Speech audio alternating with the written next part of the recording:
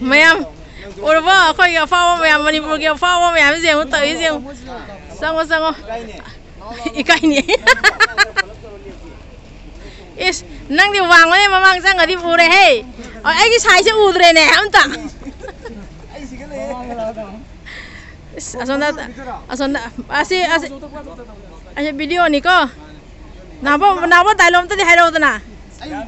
nungare ichi smara nangai una geta one phangding asi kinare unari timing ju yam timing cha da timing ngam ju mu oiba shooting kali bali da ado matung da ai matung hai diet ai na sita mu fatara pula se duga padan tawras nang smara di no smara ko jam nungsi khoi gi lam lakna lai graba khoi gi mari sing smara la khoi una bse am harawe na video ma ko sarin titul kari sarin titul dai no ba nang artist la bana nang sing no ba sarin ma ko bi ba na mana bana la bana bisa na gene ma sama so nang ke sa ge mai masala ke sa ge ngi ba khangdo ro ka no ne isi gi che agar mama gi che agar ma'am sabo taw piramo isi ga mama na ba ne pari ne ge mi nang ina video na man ta hairo english style da ro nang english ma tawro sate me be pusi tam ngam de tatan lo re matam na kana bu sungai da ne ru battery yaw da gari khakta ngai ai di ma bitri to gari misira me ba ne oi jam nungai re hang jiu na ba ko do hayang mathang da date 8 9 do na ge moi thabak jam kala me se school oja ni je moi video no bom lak tore me yeng view cái ba oh sắp rồiเลยrồi phải bye bye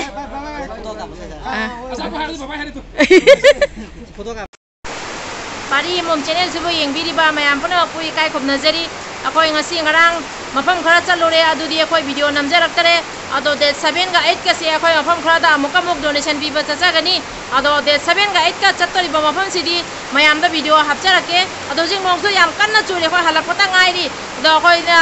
halakpada ichinau sing owner koi video ma sang so mang da hapcha khare ado date 9 da moi ga su program fix ama oi khare adu ki mamang da khoi na chatka da donation se akoi date 7 amasung 8 ta mafam khara chalani mafam ahum am chaka da wali adu chapadu di mayam da video hapcharake ado loina na ichinau mayam da ki su khoi na chattori ba mateng pang ba chattori ba se ichinau mayam angam ba mateng khajitang ka bi waina amuka su channel ki mai ge de ki QR amasung phone pe se hapcharam ge ado video se angka akoi ichinau sing owner koi video ma sam chap charake akoi na ngarang na re chalu ba se video ma ta akoi namjarakte ado hayang hangchi chattori ba mafam sing sigi di video loina hapcharake ichinau mayam Manipur ki apa mayam se mani matung mata ni je ori tana mayam ki entertain ta ba mai ado kani manung da yam nungai ba video mayam ang la ni mayam seng hai ro tadi ko na ona ke date 9 da oi bai mo ka usa 8 9 hai me ni ai kana ka tam lei ba je ba mo ban karom chara ga hojing nong jam kan na tari akoi halakpata ngai ri chno mayam Hoji mayam se yam wana re aduki mati wana re ubada yam na nungai te hoji Manipur da toiba phibam jingse posai so aduki mati tange akoi asiga Manipur da hoji hamena sinba kg da lopa chama ga humbu piri adu chino mayam adu di posai se tang bagi khutang se mayam chino mayam da khanda binasi ado langi awaba ising chaw bagi awaba len na phuda bagi awaba lawu hauda bagi awaba mayam na thallabani asige marak siga so akoi chino mayam gi so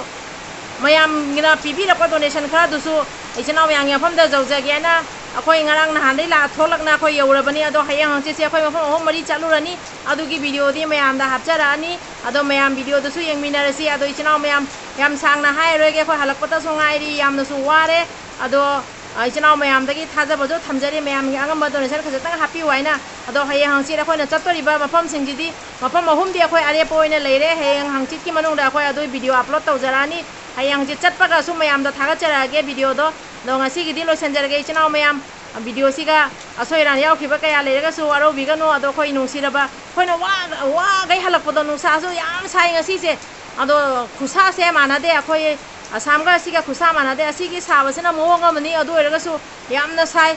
sabani na gari manu na chatpodo AC jawbani na AC de tholakpa se yam sai khangba ngam deba akhoi na sum